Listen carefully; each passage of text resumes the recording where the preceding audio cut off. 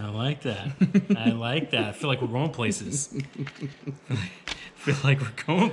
Here. Lost in space.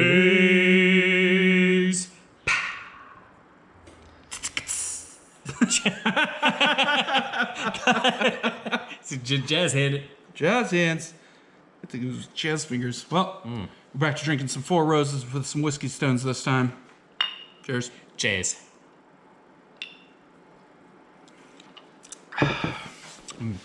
It's neat but slightly chilled. Slightly chilled. Yeah, it didn't chill as much as I was expecting. Nope. Still. Woo. Soothes the throat. Little chaser. Oh, yeah. So, this is going to be a different episode. We still should have a topic. I think the overall topic of this is a combination, is finding your why, which we talked about before. But I think through some conversation, through the arc of conversation, get a little Gary Jules in here. I thought you were going to say Ark of the Covenant, and I was like, wait, through what? the arc of covenant. Dude, what? We were trying to find our why, and just having those discussions of what's important to us, what we want to do, and I think we were onto this a little bit before, because the whole premise of having this podcast is just for us to have a good time, maybe share some information people like, have a good time with other people, and even if it doesn't ever go anywhere, it's good for us. It's cathartic. It's a good time, and that's good enough. But we do want to have some tidbits out there that make people think. But in that, I think we gained a little direction in trying to really nail down kind of a vision plan, right? So we've all read this stuff, we've seen this stuff out there. If you don't have a goal, you're just bouncing off the walls. If you don't have an end in mind, you're just kind of meandering in a direction. It's like, I want to make money. Okay, well, how do you want to make money? What do you want that end result to be? Yeah, absolutely. And you get lost. 100%. And, it's like any daily task at work, and sometimes it's hard to think about that when you just have this, I want to be independent. And I want to be independently wealthy, and I want to get this stuff done. And you just, that's good enough. That goal is far enough. Yep. But if you think about work, your day-to-day, that's never good enough. You can't just go in and be like, I need to make up for the fact that we were down 80 people from the beginning of the year due to this crisis that shall not be named. Right. So who all gets that? You have to have a plan. Yeah. And you just think it's normal, right? It's business. You have to have a plan. But yet for your own plans, for your own business, it's so easy to go, I just kind of want to do this, and then expect some kind of semblance of, and that's why, what is it that, after the first year, 10 or 20% of businesses fail, and after the second year, it goes up, and then it keeps going up to the fifth year. It's 80% of businesses have failed by then, or something along those lines. What's that saying? 60% of all statistics are made up, including this one I just said. Yeah. Right? Yeah. But 60% of the time works every time. 60% of the time works every time. Sex Panther. But yeah, it's but I mean those statistics. I was somewhere in the ballpark. Punch right in that face. I'm with you 100% though, because it's so crazy that I'm reasonably goal driven. I pay attention to that, and even still, I'll find myself suddenly after, I shouldn't say suddenly, but 3 weeks. Suddenly. Yeah, it feels like a sudden wall where you're like, wait a minute, I've been on autopilot for 3 weeks or 2 weeks or even just a few days or something sometimes, where you're like, I haven't done anything of value, strategical value. Yep. Right? Or strategic value. I don't know if strategical is a word. It is in a meeting. Oh, yeah, right? I've heard it before, for sure. It is the only place that word exists, though, in meetings, because it's been used a million times in meetings. Yeah, 100%. But then you pop out of it, and you're like, wait a minute. This has basically just been getting my day-to-day done, and your day-to-day will fill up infinitely. There will always be day-to-day tasks, whether that's I just have to take a shower, brush my teeth, or, vacuum the floor, or, now I got to make lunch, et cetera, et cetera. It has a way of filling up, even if by definition, you're doing nothing So easily. so easily. Yep. And then, before you know it, you've wasted a vacation where you had goals that you wanted to. Oh yeah, whole week just gone. Whole week, just poof. Yep. Oh man, I wanted to, put in this new flower bed for my wife, or I wanted to, sit down and do some research on this thing that I was interested in, or finally set up that, 3D printer or whatever that I bought, and it's just been sitting there. So, you can find yourself a week deep after a vacation, and it's all just, it's poofed. Yep. It's poofed into, I assume, this has always been my assumption because this is my operating procedure, is that you're very much like sleep. If you don't sleep a night, you're not going to feel good for a few days, right? It's a backlog, and you can say that, well, you have to make up your REM sleep cycles, or whatever it is physiologically. However, when it comes down to it, there's a bunch of things that run on this backlog, and more than likely stress is one of them. If you had a month off, or 2 months off, or 3 months off, you had catered meals, you had a person come in to clean your house, they took off all those day-to-day responsibilities. True. Realistically, how fast would you get back to, eating healthy, exercising every day, looking into these hobby projects that you've known for a long time are on your to-do list? Yep. And in that perfect world situation, there's like that number. Maybe it takes 3-4 days, before you're Sure. amped up. And it's absolutely based on how driven your personality is. Yeah, and, a lot of factors. And that varies. I mean, that varies from person to person. It varies. It can vary from day to day. Yeah. Yeah, absolutely. Yeah. I'm often a driven person, but there are periods of time where it definitely gets down into, I'm not going to do that. I'm going to lay in bed, air conditioning blasting, covered up in 10 blankets, and I'm just going to watch YouTube today. Yep. That's how I'm going to spend my Saturday. Yep. And by the end of a week, any given week, especially when it's been a really rough week, that seems like a very feasible and realistic and rewarding end to the week. Like, I work my butt off. I deserve to just curl up and do nothing today. Yep. I'm gonna go to the store. I'm gonna get some scotch and and a large pizza, and then just enjoy my night. Yep. Yeah. So many times. So many times. And in a way, this podcast is part of that, right? Like, it has been a shit week for both of us, and I just wanted to sit down. I wanted to podcast, and I wanted to drink some bourbon or some vodka, and just chill with my homie. Yep. 100%. That's that way, and it's my reward for the week. That's what I've wanted since Tuesday. Yeah, same. Yeah. Which also, by the way, I was positive was Wednesday again. Yeah. I have been running, and I've talked to this guy about it. I've been running the last 2 weeks where the days are so full that after I'm done, my brain the next morning says it skips a day. Yeah. Like, oh, there's no way, because you just got 2 days of work done for sure. Exactly. Yeah. Yeah. You really grinding it. There were a few days this week I didn't get out of the chair until 3 or 4 p.m. For the first time. Yeah. Like, there was no refilling of coffee. There was no bathroom breaks. It was just nose to the grindstone all the way through, back-to-back meetings or, responsibilities. And after you have a day like that, it's very easy for your brain to be like, you're way too tired for Monday. You know an average Monday, but it's Wednesday now. You know. No, 100%.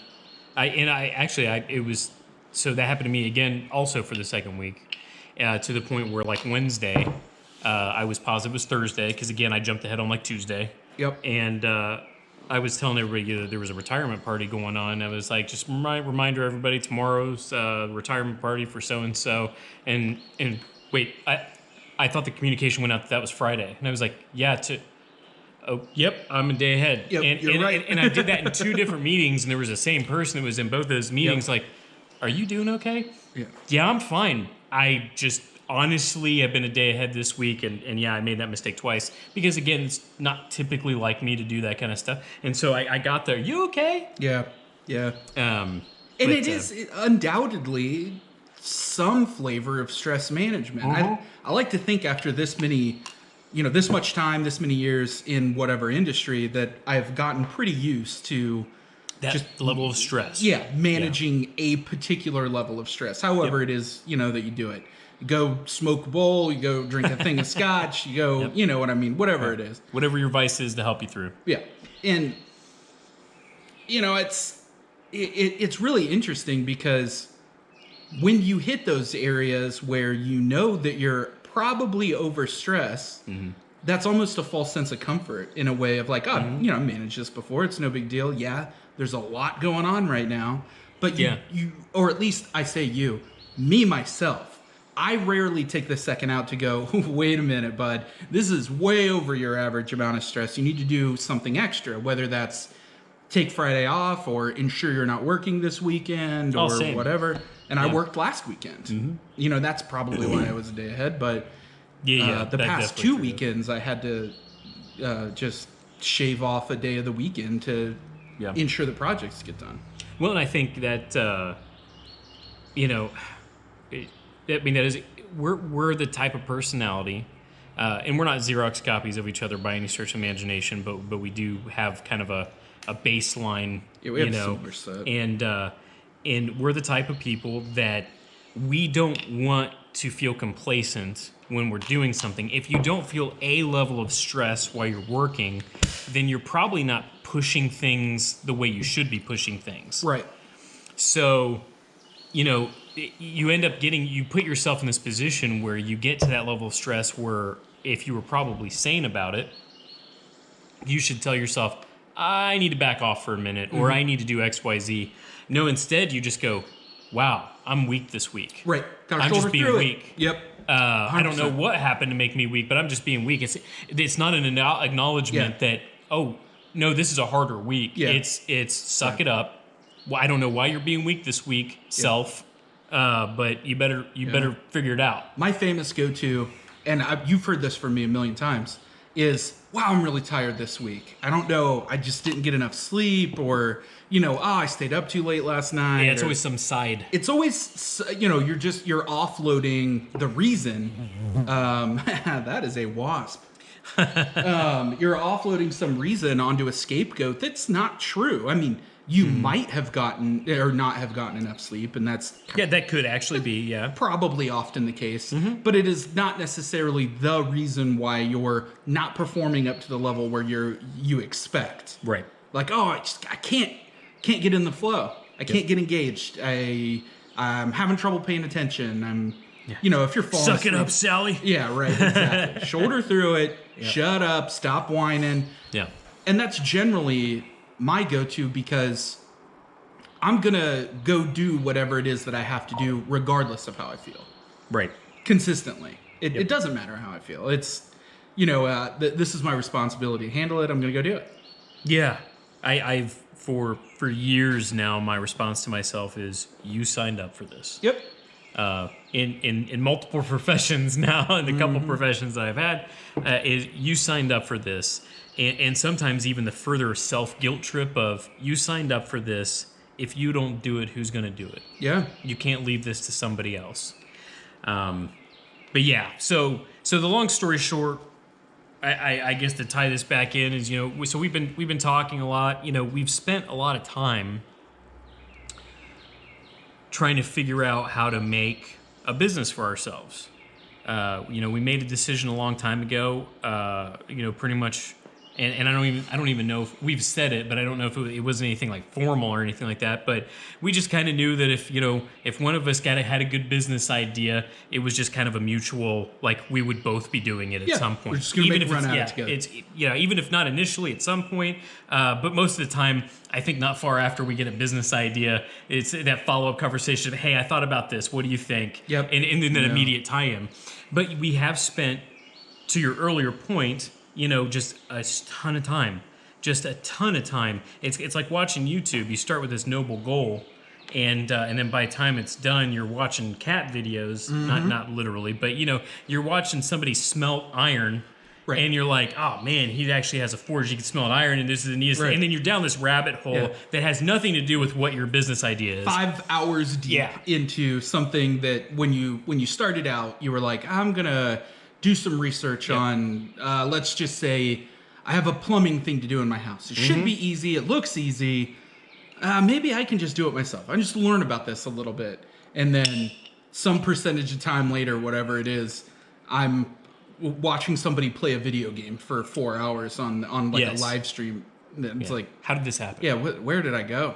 I blacked out. And that's and that's what it feels like after you're done with it. And that's part of kind of where. That was a good one.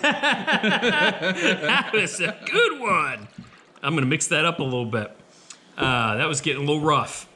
But yeah, I think we've both kind of spent a good chunk of a chunk of our 20s and certainly a majority chunk of our 30s. Always kind of focused ahead. This guy, I give him credit for it. He's the one that kind of made me start thinking about it because I have always had at least one eye. I look like I look like Steve Buscemi from Mr. Deeds. Crazy eyes. I've got crazy eyes. I've got one eye in front of me, but I got the other eye way off in the distance. Casting some kind of spell on He was casting some kind of, and driving a Corvette. Yeah. You sure he wasn't just waving? Maybe. But yeah, it's just I guess the point. I'm speaking for you at this point. You can speak for yourself, but the point was. We're not getting any younger, and we've spent an awful lot of time looking ahead to no avail. At what point do we allow ourselves to enjoy and benefit from where we are right now? Yeah. And it was a huge punch in the gut to me. It's something that, logically I knew, but I did not want to face. And there was both a relief in thinking that, in acknowledging it, and also a depression that kind of came with 100%, it. 100%, yeah.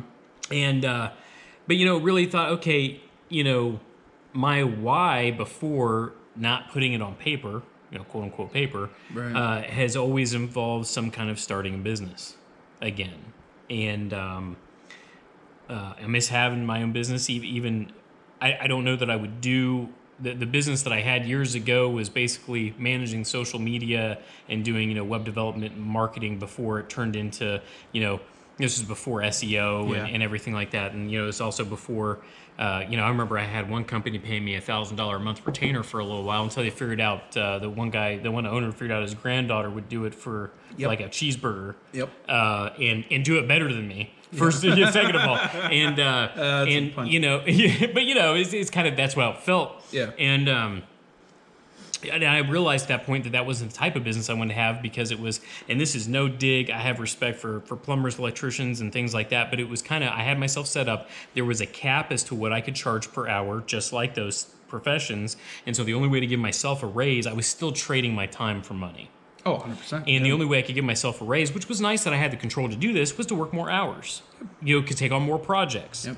And I didn't want to do that again, but I did miss the things that came. If I needed to run an errand at 2:00 in the afternoon, I was beholden to no one to do that, but knowing that I would have to maybe trade off time other places to still keep the productivity up. Yeah. But I miss that. I miss that feeling of I'm in charge of my own. I may have a lot of bosses now instead of one boss. Right. But I miss that level of freedom to even have that. So I always had my mind on something about that. But I thought, my why still pushes in a direction that can work with or without having my own business. And so I challenged this guy over here to also put down his why. And actually, that's what started this conversation. Because I was like, was it on purpose that none of your whys have creating a business or anything like that? And, yeah, right. The answer was yes. Yeah. And that's when the appreciation came forward. And so we really started thinking about, like, what do we want to do with this channel? What do we want to do with this podcast? And one of the main things we want to do also ties into our personal whys of trying to just make somebody's life better. And I know for me personally, it's even if one person... Including mine. Yeah, especially including yours, right? But even if we help one person with one thing that we do on here, I personally would call a success. Oh, not making one dime off this. If one person got something, and especially if at least ourselves got something good out of it, but if one other person was like, oh man, you really helped me see XYZ, or you really helped me, I didn't even think about that. Right. Then I would call it worth it. because there's other people out there going through all kinds of similar trials all the time. And worse. Yeah. Oh, Lord, yeah. And, you know, when you strive that long, and that definitely isn't to say that we'll never start a business or something like that. Oh, sure, absolutely. And heck, it might even be tomorrow, you know. It's certainly not out of the question. Yeah. However, you know, the point there is financially, we've always been relatively cards kind of close to your chest kind of thing. You know, ensuring that tomorrow's planned for, and often at the lack of today. Just in case. Just in case, you know. And that's because we both have the carpet pulled out from underneath us multiple times. Oh man, and when it goes fast. Yeah. The whole, you know, situation that everybody's going through right now, regardless of whatever profession that you're in, is a great example of what can happen when you haven't planned for that. Now, the trick to that, though, is there's really very rarely a point where you say, okay, I've planned enough.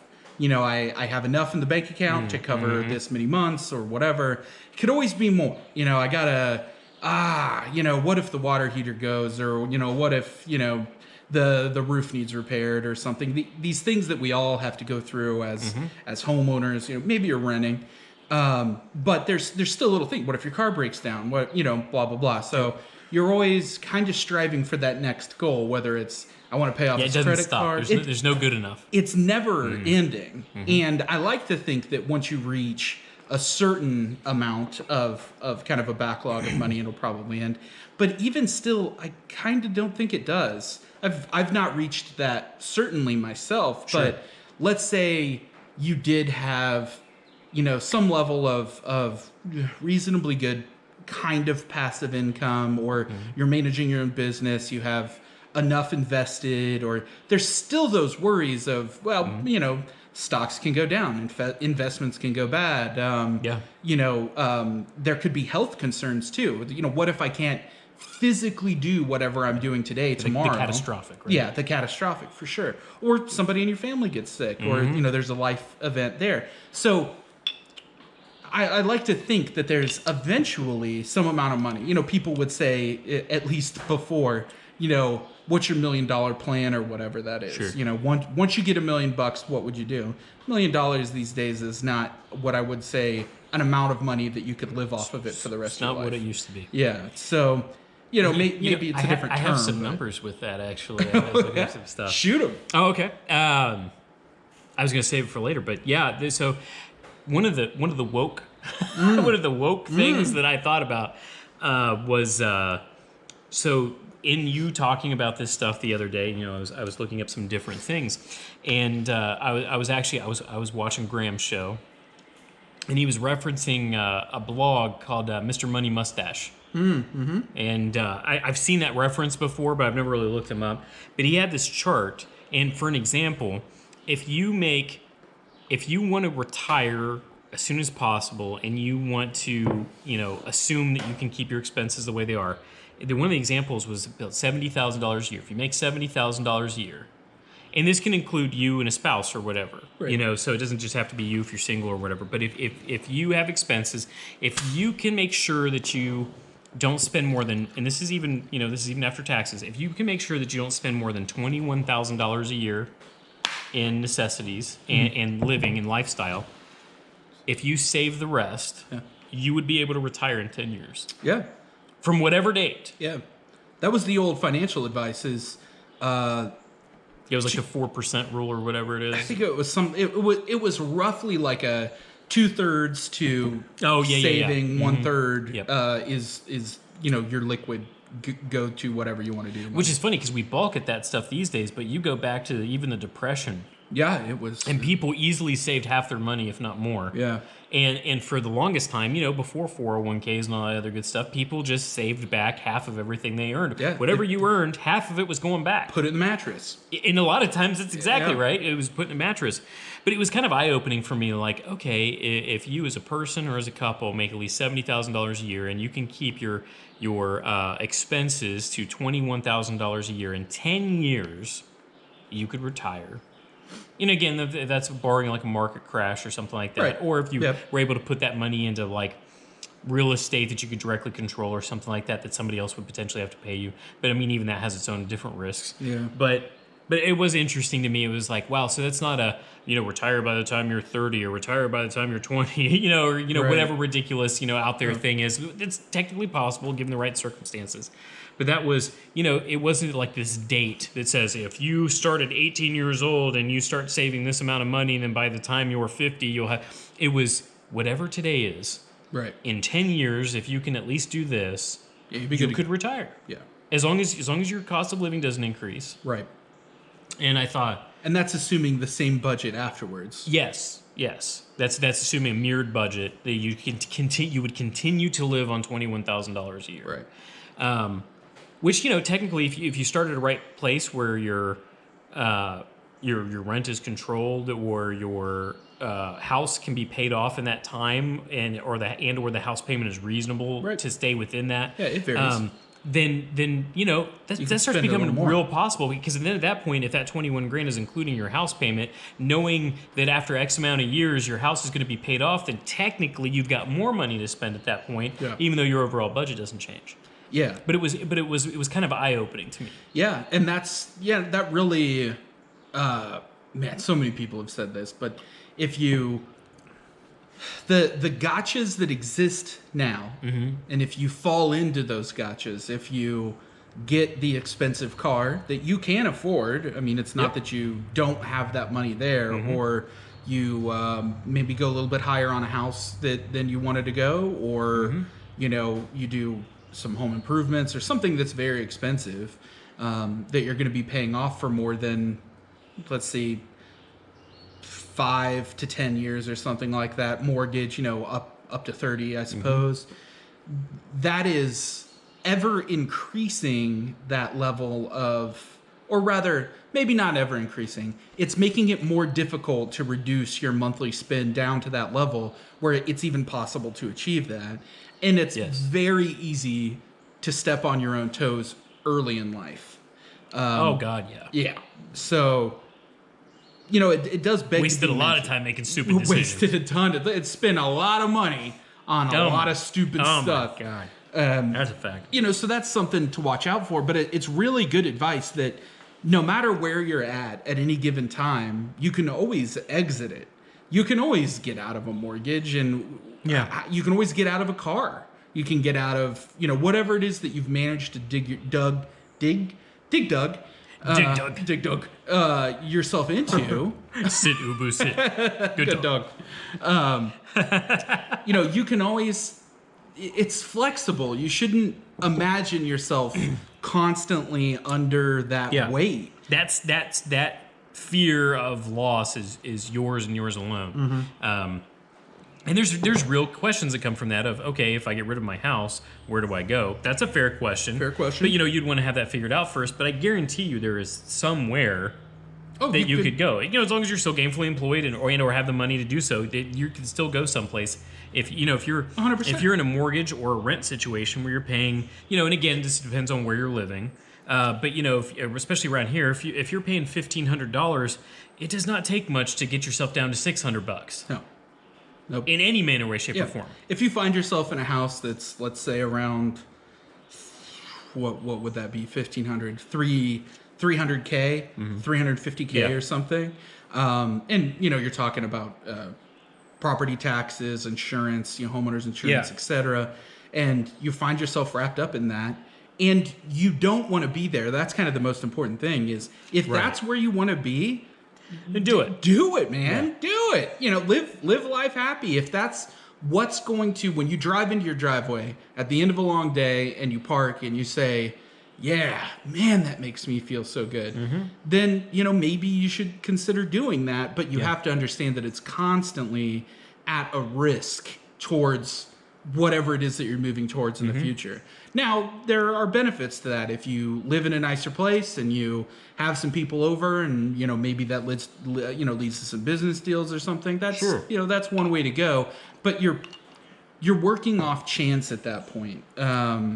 And you should And if you're willing to be take that risk, very aware. yes, then and I think so. You actually helped hit the point better than even I was aiming at the point before, because I was taking, I suppose, more of a roundabout way. So that's what we kind of want to focus on for everybody, is becoming happy with where you are, knowing that, and I think that's one of the worst things about, there's so many good things about YouTube, and there's so many good things about the internet in general. But that's one of in social media in general, that's one of the worst parts about it, is the toxicity and the aftermath of these fake gurus that get on, and even your fake neighbors and people you went to school with. And They're we talked wrapped up about in this it too. Yeah, and we talked about this before, so I'm not going to hit on it long. But keeping up with the Joneses, right? Yeah. So you think, oh my God, my life is a mess. And I can't believe this. And then you get on social media and you see your friend from high school that's just acting like they love life and they're going on trips and they've got the perfect life and everything else, and you believe it. Yeah. But it's fake. It's fake. They get on, they also hate life, but they're hoping for the high. And I was listening, I think it was actually Simon Sinek, and he was talking about the disease, the same thing that people who are addicted to getting on their cell phones and getting on social media in general is the same type of dopamine response of like doing drugs. Yep. And yet, and he equated it to leaving the liquor cabinet open for your kid. And he said, there's no age restriction we put anymore on these kids having this access to social media. And we talked about that too, so I'm not going deep into it. But there's so much truth to that. And so you're looking for that dopamine response of, I'm going to get on here and I'm going to post this picture that looks like I'm having my best life, even though I am so depressed and sad right now. And then you get on depressed and sad and you look at that other person and go, they're no better than me. Right. How am I not having that? And it's fake. Yeah. And you get these gurus on there that are like, you can get on and you can get this store going and you can wake up and you just made money and I've read 52 books this year and you need to read 52 books this year and you're going to be successful. And it's all bullshit. There's hard work involved. Yeah. And also the fallacy that people don't want to talk about that are doing that kind of stuff. Not everybody is built to run a business. It's just like, not everyone can be a parent. Mm-hmm. Not everyone wants to be a parent, and not everybody should be a parent. And it's the same thing. Everybody could own their own business, but it doesn't mean you should or want to own your own business. It doesn't mean you should own your own business, right? Yeah. When it comes down to it, because not every there's we've talked about this before in previous episodes. There's a lot of hard work that goes into that, and you have to ask yourself, especially if you're married and have kids. Is my wife or husband going to be okay with that? Yeah. Am I willing to give up X amount of time from my kids to make sure that happens? And that was one of the points that you raised too. Like, my kids aren't getting any younger, and I'm not getting any younger, and I probably need to make sure I'm spending a little more. And it totally fair. But so with that, on the flip side, instead of talking about, boy, you should own your own business, and boy, we should have this stuff and all this financial freedom, and it is true. This is part of the reason why I changed my thought process to, I don't want financial freedom, I want time freedom. And with that is the acknowledgement that, okay, time freedom may mean I need to reduce my cost of living so that I could change jobs at some point that doesn't require me to work 50, 60, 70 hours a week. Yeah. And it's kind of on those paths. There's different ways to get there and do it, but it's on that same path. So, how can we help the average person who isn't a 20-something hoping that they can go and make their own business and make millions? How do we help the 30, 40, 50-something that's like, I'm already vested here and I've already worked at this job for a long time, and it's not a bad job. It's not great, but it's like every job, it's got its issues, but like every job, it's got its good points. How do you make the best out of life with what you've got and with what's important to you? Yeah. And to the point that you said, maybe it's making sure that you have a house that, yes, is more expensive than you wanted to pay, but that's what helps you go to work. Yeah. And that's what makes you want to come home. That's your why. That's part of one of your why, yeah. I want to have a nice house that's luxurious to me and that makes me feel comfortable and that makes my family happy. Okay, fine. And maybe it is owning a Tesla or whatever. Like, okay, if you can afford it, and that helps you get up to work in the morning knowing that you get to pop in that Tesla and go, or that Porsche or whatever it would be, then maybe that's okay. It's like, I had to think about it when you were challenging me on this. If I were to buy a Tesla, what's the real reason behind it? And part of it is, I talk about the robo-taxi and all that stuff. That's me taking a risk. It's a risk. But if it's a risk I'm willing to take, then so be it. Yep. Is it the smartest decision I've ever made? There's a good chance it's not. But if that's me kind of vesting myself in the company and also taking a risk there's going to be a payoff, is it any more risky than a lot of other decisions? Maybe not. It's not risky necessarily than any other car. Now, is that going to be conducive to me retiring in 10 years? It's no, not. it's probably not. It's not. So again, what is my why? What is my willingness to do that? And I think really at the end of the day, that's what we should probably focus on. I think that's a thing that's worthy for both of us to focus on. It's something we've talked. You mentioned this one of our first podcasts. There's not a lot of stuff out there talking about financial information for the average Joe. Like, it's surprising to me how many people realize, and actually I messed this up before, and I don't know if I've said this in here. I've done it. But just in general, messed up plenty. But with this particular piece, I thought that an IRA, or Roth IRA, the money that you put in is tax-free, but you still pay taxes on what you gained on it. For the longest time, until very recently, I actually learned, I think of a Roth 401k or something else that's tax-deferred, but with a Roth IRA, not only the money you put into it, but the money that you gain is both, you can take it out tax-free at any time later on down the road. Because you paid the taxes initially. So even what you gain... Yeah, you tax when it goes in. Right. But I thought that only covered what you put in, not what you gain. But it also covers what you gain in the long run after after 59 and a half or whatever it is. Right. And so there's a lot of people that don't know that. And I try to read up on this stuff. I was still confusing it. So little things that I think we can... It's absolutely complicated. But I think it's those little things like that as we learn them, we can share them. Not that we're tax professionals, not that we're retirement professionals, but those little things that can help out and make people think. Mm-hmm. And it doesn't have to be financial. It could be business stuff. It could be DIY stuff. It could be, not that we want to just go all over the place, but those things that we think about that may make your life a little bit better. And sure, we're still going to talk about stuff like the Mandela effect. Yeah, because that's fun to make your noodle on. Yeah. But I definitely think a why for this is to, what can we contribute to not be another one of those people out there, stay genuine and not be like, yes, it's so simple. If you do this, anybody can do this, and you should do it too. And if you do this, you'll actually be blah, blah, blah. No, like, okay, you be an average Joe like I'm an average Joe, and I have to work a 9 to 5 and you work a 9 to 5. But you know what? This will make your 9 to 5 just a little bit better. Yeah. Yeah, and get That was a long diatribe. Thanks for bearing with me. No, I really enjoyed it. It really is, like you said. Sorry. About getting that noodle going.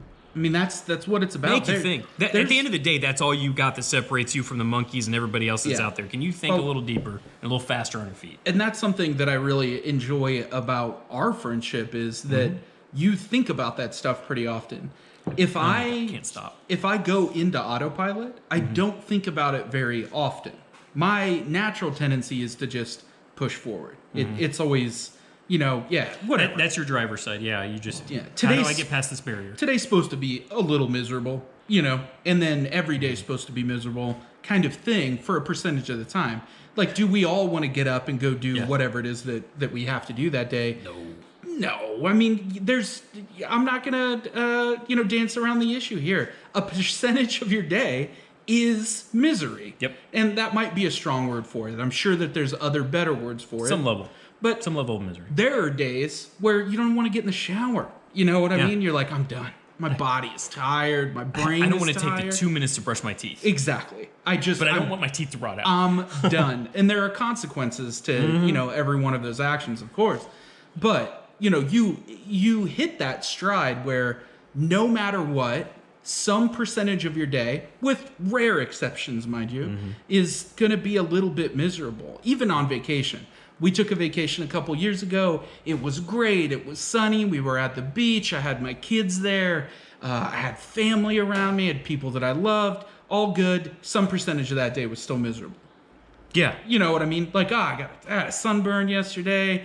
Now I don't feel good. I'm hurting a little bit. I didn't sleep good last night. Gotta hurt cats. Yeah. You gotta hurt some cats. You have the kids just running around being crazy. Don't eat sand. That's stupid. It comes out to where you're not going to enjoy 100% every day. But when it comes down to it, with knowing that, right, with understanding that that's a part of it, that, we talked about this a few episodes ago is, if you do something you love, you never work another day in your life. Yeah, that might be true. It's an old adage, and there are gives and takes and everything. It's else. a cute generality. It's definitely a generality, but that's also true with your life too. In that if you're happy with your life, hey, we got a hawk out here. But if you're happy with your life, is that also that I'm never going to feel stressed, or I'm never going to be, questioning my decisions or anything like that?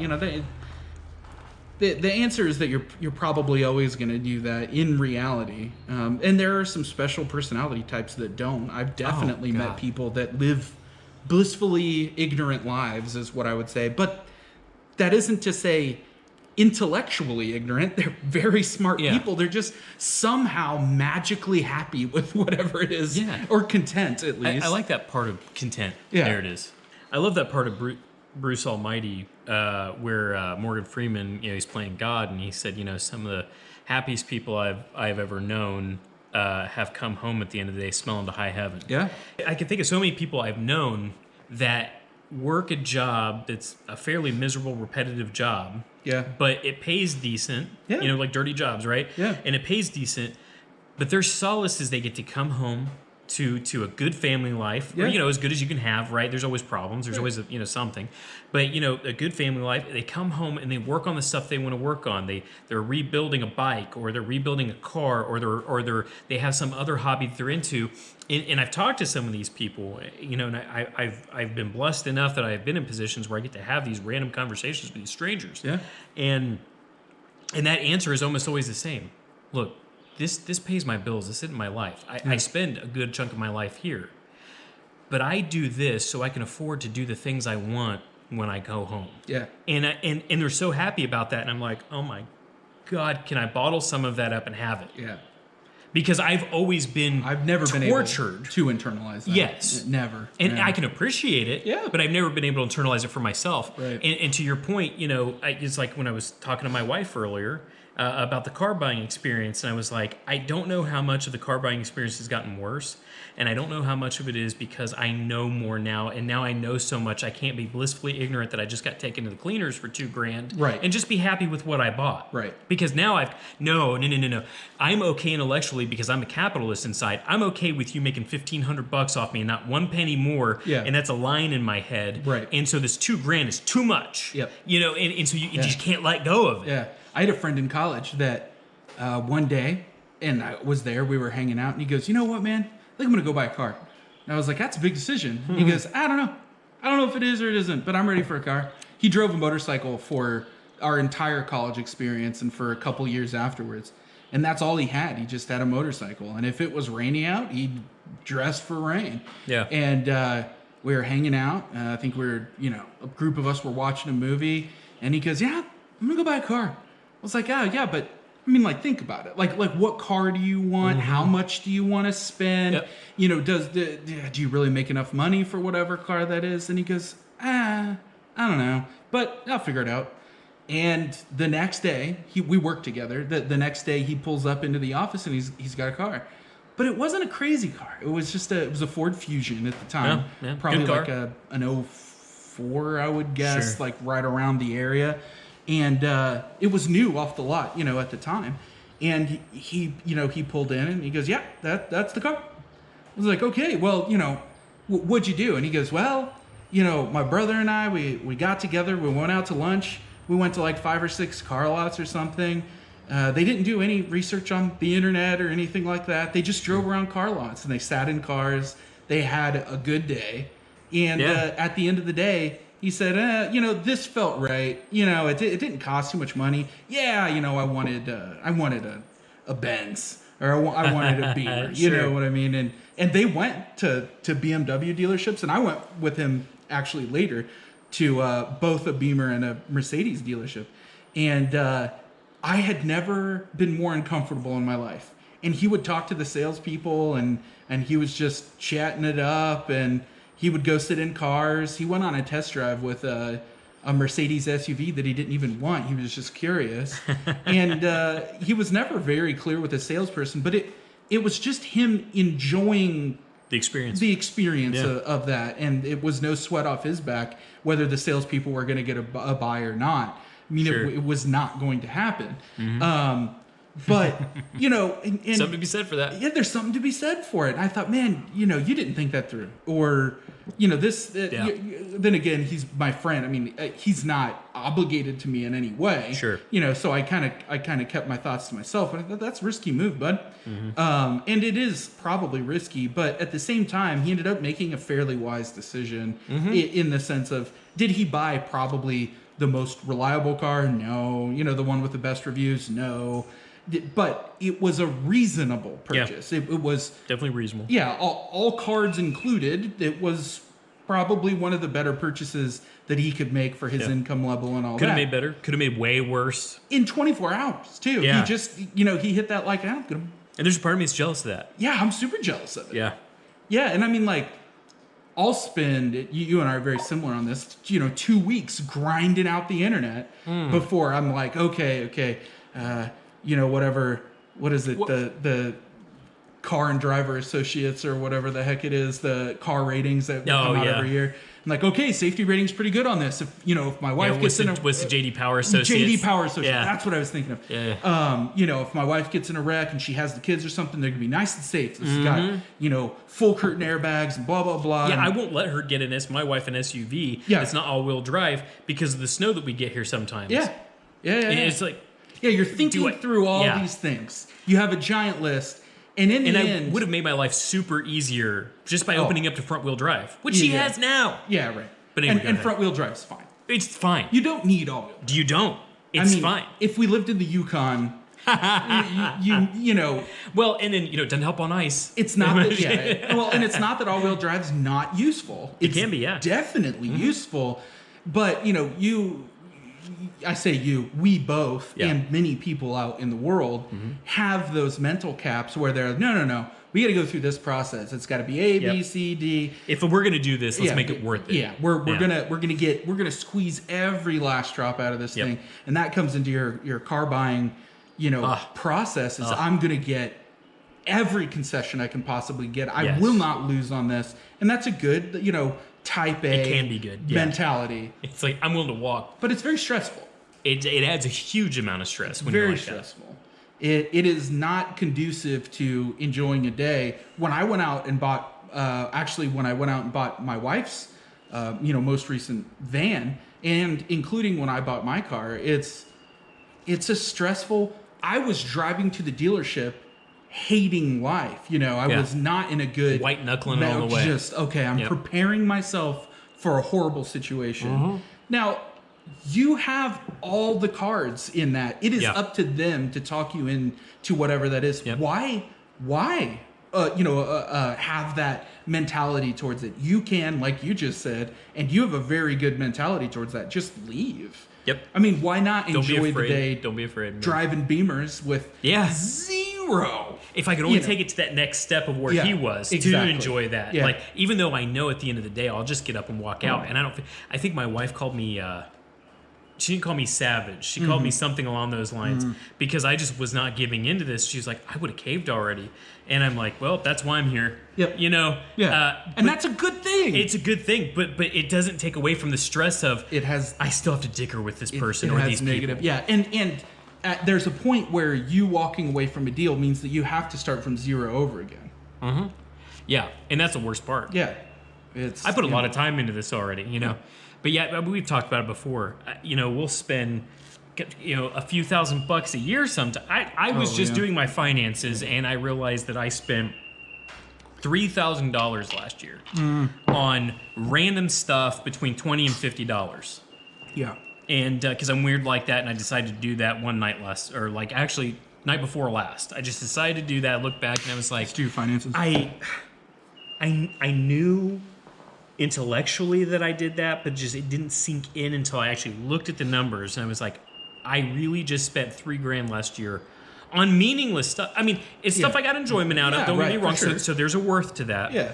But like, did I really do that? Yeah. Because that adds up. Yeah. And, you know, but yet, if it's over $100 or a couple $100, I'm going to agonize for weeks on research before I either talk myself in or out of it. Yeah. And that's something we torture ourselves with. I've got kids, man, and when we go out to a restaurant or something, you have, let's say, some number of restaurant visits before you reach a point where you've spent $200 to $500. You know, whatever it is that is your limit. Let's say anything below $500, I'm willing to be pretty versatile on when I make that purchase. Sure. Mine is probably around the $200 to $300 mark. If it's like $150 or something, I'll bat an eye and I'll do some research and et cetera. Maybe cursory. But it's cursory. I'd say that's about right. About $200 seems to be my kind of cutoff. Yeah, personally. There. Yeah. But if it's $350, that has broken a line where it's like, no.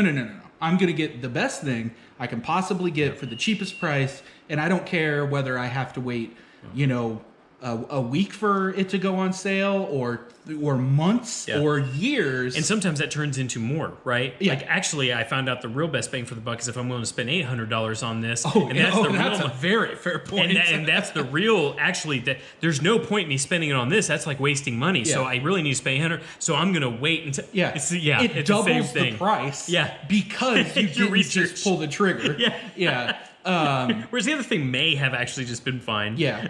But... exactly. on the restaurant, man, I did that with a power generator that's still in the basement, has never been hooked up. Yeah.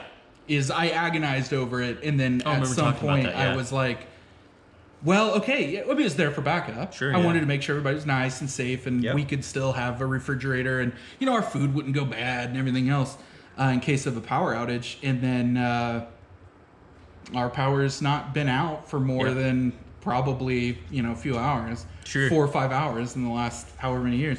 So it was a few miserable weeks of doing research. Well, not miserable. It's kind of fun, actually. It's kind of fun, but it is a lot of time. It's a lot of time. And again, going back to that, ignorance can be bliss, and that's not picking on anybody, but that ignorance can be bliss, and sometimes that's chosen ignorance. So they quote unquote know better, but they choose to just say, I'm not going to spend my time on that. Yeah, that would make me unhappy. Yes. I'll be happier if I do this. Yeah. And I am not good at doing that myself. No. At all. And on that, so 2 points that came up that are just surfacing in my brain here is on that restaurant decision. On any given month, I will easily break the $200 mark on restaurants. Yes. And I did something that I'm quite sure you have too, because we've talked about it, is that if you set up a checking account, let's say in a structure, you have a bills checking account, you have a spend checking account, and then you have a savings account or something. And my direct deposit every month splits it in a way that I've already financially added up to something that I'm comfortable with. And then I tell, I don't tell my wife, it's just something that worked out that way, is anything that goes into this account, don't ever feel bad about spending it. Our groceries come out of there, our just our monthly spend, but our bills are covered and our savings is covered. I'm already saving the percentage of my check that I definitely want to save, and I'm already taking bills out. Anything that's in here, as long as the family has food and the minor emergencies, sometimes you got to take out of your savings or whatever it is that comes up, but spend it. Like, go crazy. I don't know if you want blank, whatever it is, enjoy. And that's not, that seems a little bit crude in the sense of, like I'm telling someone else what to do with their life. It's more of my wife, like your wife, I think, I'm pretty sure, just has an issue with understanding, like, okay, I can safely spend this. In other words, I was told going into it, you're doing the finances. Yeah. And you were in the same basic boat. Yeah. And that's why. And I just started doing it. Like, I knew better. I've known better for years. And to some degree, on and off, I did something like this. But it wasn't until recently, like the one video that I put up about the easiest budget you'll ever have is just pay yourself first. Yep. So once I started doing that, I set it up, and it was just actually last weekend we finally, with all this stuff going on right now, you got to make appointments to go into the bank, and or at least the bank that I use. Yeah. And we finally I got her moved over to a much safer account because she was not set up safely before for herself. And we created a joint account. So I've got my account, she's got her account, we've got the joint account. And I've moved over everything for us to live. I cover utilities and mortgage and all the basic stuff. And it comes out to like, I'm fortunate, and I'll just go ahead and say it because again, where we live, totaled like $1,200 a month. Yeah. Which is totally reasonable amount of money. So I make sure that's almost exactly what mine is. Yeah. So right around here, so I make sure out of my checks, $1,200 goes in there. But actually, I've done one more thing since I am paying myself on a budget. Yeah. I pay myself first, and then I'm actually putting north. I think I have it set up to put like maybe $1,500 a month in there. Yeah. And it's the same kind of premise. Okay, she usually takes care of groceries and a couple other things like that. She's putting that into the account and into this shared account. And that's where everything's coming from. But I'm like, I'm putting more than what we need in here. Anything that's left over there is your freedom to back and forth. That's going to be what we use to eat out. Yeah. Do whatever that's you want. That's going to be what we use to get miscellaneous stuff or whatever. And obviously with other purchases, okay, if I need to take money out of my account or savings account or whatever, then that's fine. That's what we'll do.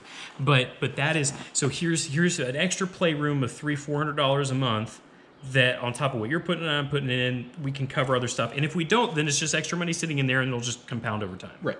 And that's really the beneficial point to it is if every month I did my finances, I looked at what we spent on actually Mint being the pretty cool product. That's what I was looking on my finances with is Mint. Yeah. And thank you Intuit. You add it up, you look at the pie chart and you say, holy smokes, I spent 25% of my monthly income on groceries, restaurant, whatever it is that your division is.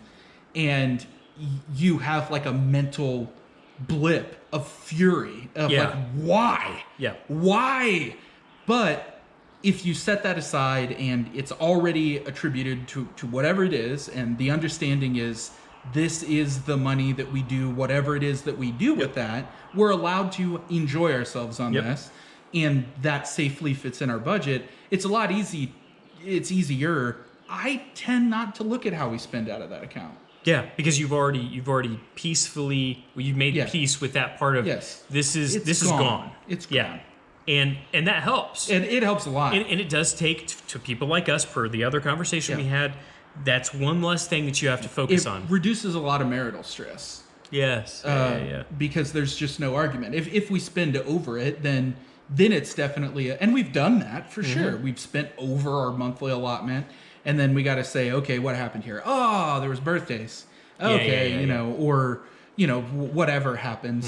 Something usually happens in there. It's rarely something, but it has happened where it's like, well, we had our anniversary, we overspent a little bit, we had an expensive dinner. What? That's fine. That's all good.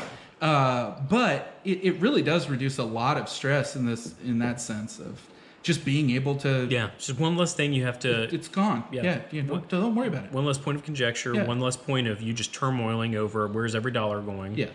I don't 100%. Ever want to live that way again. I lived that way for a long time, both when I made enough money and was perfectly happy, right, and still turmoiled over every dollar because, we're some Midwest boys, man. There's stuff that comes up in a common Midwest life where a lot of our childhood was spent kind of agonizing over every dollar. Yeah. It was not that we grew up hungry or anything, but certainly our parents, I think collectively we can say, wanted a little bit more than maybe what they had. Yeah. And grew up lower middle class. Yeah. And, so just enough to know that there could be better, but not enough to actually have better. Right. And perfectly comfortable, roof over the head, warm in the winter, cool in the summer. Yeah. Well, actually, not even cool in the summer for many years. Oh, we didn't have an air conditioner. We did not have an air conditioner when I was a kid until I think I was 15. That's almost when my parents got an air conditioner for the first time. Almost we had exactly. Homosote walls in that house. Yeah. It was just wet. Yeah. It was very humid. Yeah. We lived in a turn of the century Victorian style house. It was absolutely a labor of love for my mom. And I eventually, once I was probably 15 or so, I got a window air conditioning unit, and just before I moved out. I think I was probably 17 or something. My mom did the full, HVAC kind of Sure, renovation. yeah. And I was like, oh, thanks. Yeah. Now I'm getting ready to leave, and now you're living in air conditioning. How many nights did I sit there with like sheets sticking to you because it's just so humid You and clipping them to a fan and creating a wind tunnel just to keep air moving to hopefully sap some of it off you. Oh, I know that day. those Yeah. were the good times, man. Yep. And that's why you don't buy flannel sheets, folks. Ooh. Yeah. It's a sweat burrito. It's just bad night. Did you go swimming? Looks like you just got back from swimming. I just woke up. Yeah. See, why is all this? What is all that stuck to you? Whatever was on the floor since the last time the sweeper was ran. Don't you worry about it. It moved its way into my bed. Oh, It's stuck to my feet. I was gonna say first world problems, but that's not really first world problems. That's man. something we can have in common with a lot of other nations. That's growing up. Yeah. A little bit po. A little bit Poe in the Midwest. But I mean, and that's kind of what drives in today. But back to the point of where we were though is when anyone is sitting down and saying, I'm not happy with where I'm at now. I mean, I'm thinking about too much. I'm working too much. I'm not at home enough, or I don't have enough money, or things are stressful. My relationship is not on point or something. Yeah. I urge you to have a sit down and think about why those things are happening and what it is that you actually want out of it. Do you need more time? Or do you have enough time? You're just not using it in a way that you can feel like investing that amount of time for you personally, whatever your personality style is enough to make you happy. Yep. And none of us will be happy all the time, but we should be trying to at least move forward to a set of time where you are going to be at least content. Yep. And I know that I have definitely reached some points in my life where I'm not content for too long. Mm-hmm. No, it's the same. And but it's also that point I think we confuse sometimes happiness with contentment. Yes. And I know I have. And so I'm glad you used that word as contentment. And that's reminding people that, I was listening to a motivational podcast one time, and I forget which one it was, so forgive me, I'd quote the person if I could. But it was, I think it was Jordan Peterson. And it was, you're not owed happiness. Happiness is a privilege and something that is a moment. It's just, I've given a speech before, we'll call it, a commencement speech for a training class. And it was, my mind was don't seek perfection. It was, there's no such thing as perfection. You're not going to find a state of perfection. What you can find are perfect moments. Yeah. And you need to let yourself enjoy those perfect moments. And of course, I was giving that speech to a bunch of engineers, so that went over real well. But to that point, you're not owed happiness. Don't necessarily seek happiness, but what you can seek is contentment with moments of happiness. Yeah. And if you get to a point where you can make peace with that and not buy all the hype that we've been sold through the, especially through the 80s and 90s and early 2000s and up to now, if you can give up that hype and understand that, you'll start finding that that contentment does feel an awful lot like more consistent happiness. 100%. And if we can work on things and talk about things to make that happen or help that happen for you, well, that's the goal of what we're here for. And if nothing else, a damn good distraction. I love it. I feel better. I do feel better. It was cathartic for me. I hope it was cathartic for somebody else. I agree with that. This is my life too. Yeah. I hope so. I'm real. Dry land is real. I've seen it. I definitely. It's turned. You know what? I am gonna go out and buy that Porsche. That is what I want. Don't. Whoops. Take a second. We failed. Yeah. Pump brakes. It's not happiness. It's not even really contentment. No, I'm gonna have a Tesla pulling in here tomorrow. Yeah, I dig it. They just backfired on me. That's what And when we were talking about the air conditioning thing, you don't have to have air conditioning. In fact, I have some family members that don't have air conditioning. It's not sure. And I realize that when we were just talking about it, it was like, wait a minute, that's not mandatory. No. It feels mandatory because that was definitely one of those definitions of that's what I want. I grew up, without it, and it was miserable during the summers. Miserable. That is one of the things that kind of, it might even be one of those examples that doesn't necessarily hit you, all the time. But there are certainly people out there that have contentment in not having air conditioning. Yep. If that's not on your content list, your contentment list, your content list. I like that. That's what we're gonna call it. If it's not on your list, man, they're those homesteaders. Yeah. They there are people out there perfectly happy without running water.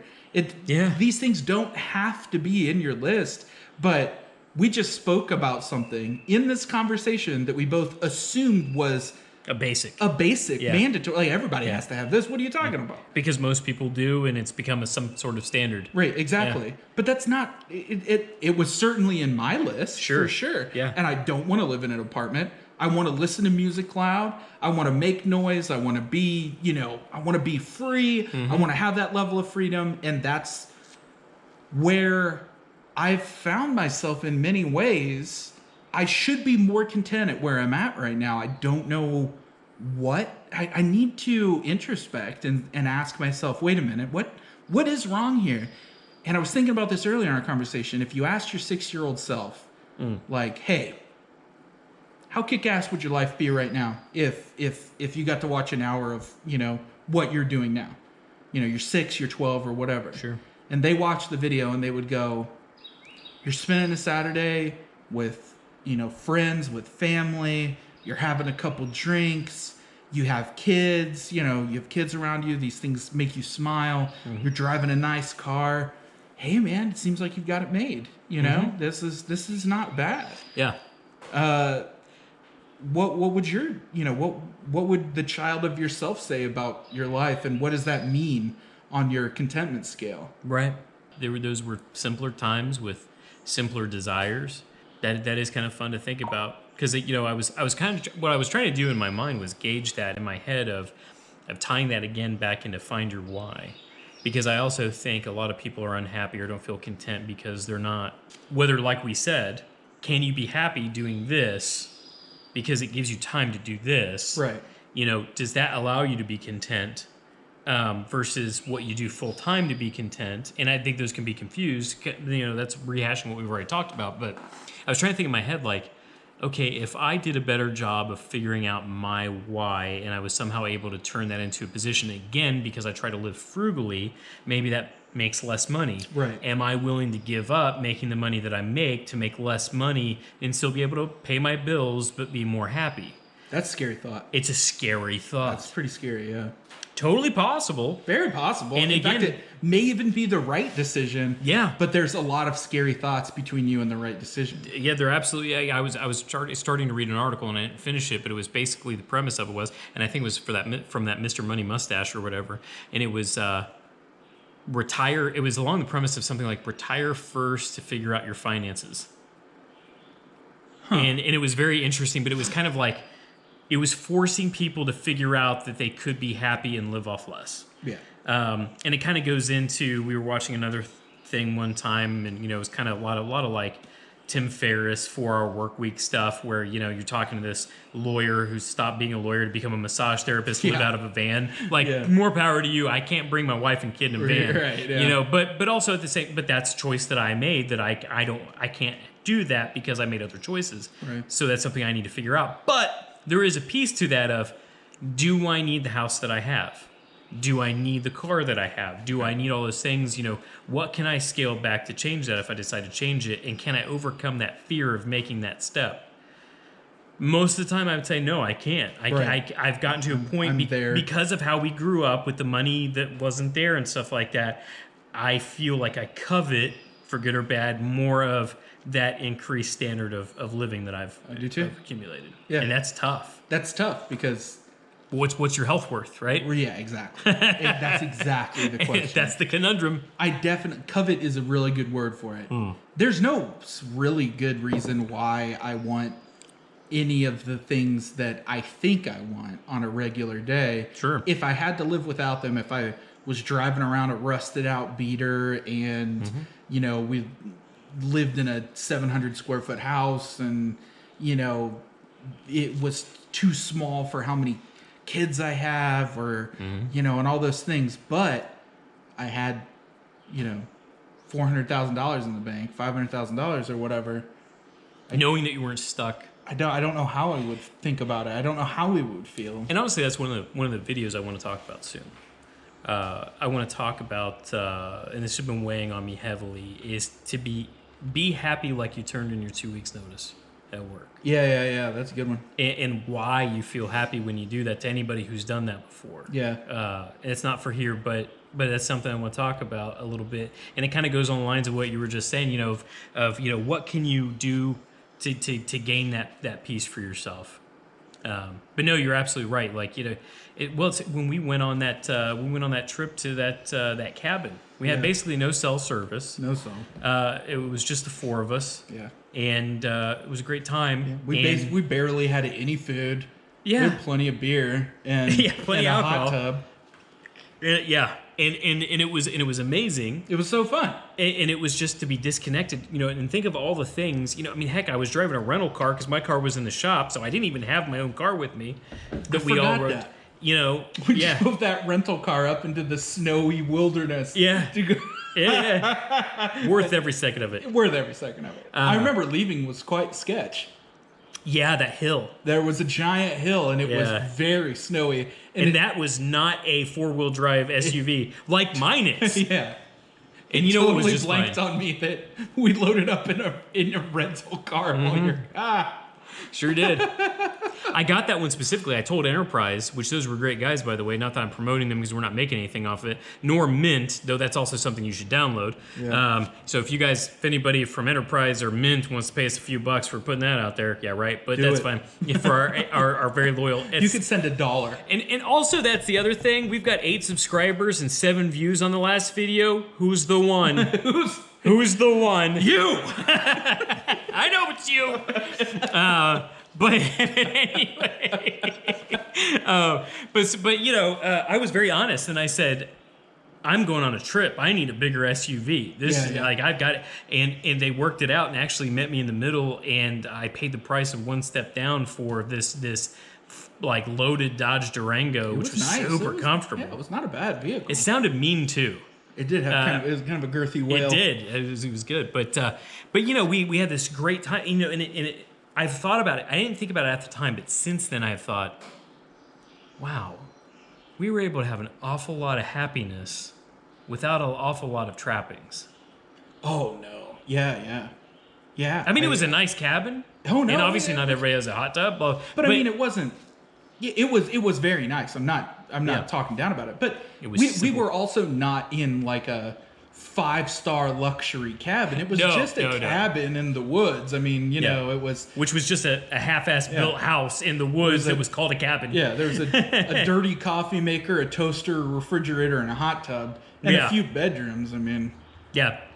Which was fine. Yeah, it was fine. And an old tube TV. Oh, yeah. It had a CRT TV in there. I think we turned that thing on once, though. We played cards. Yep. We busted out Uno for the first time since I was like 11. God, and had a great time. It had a super fun time.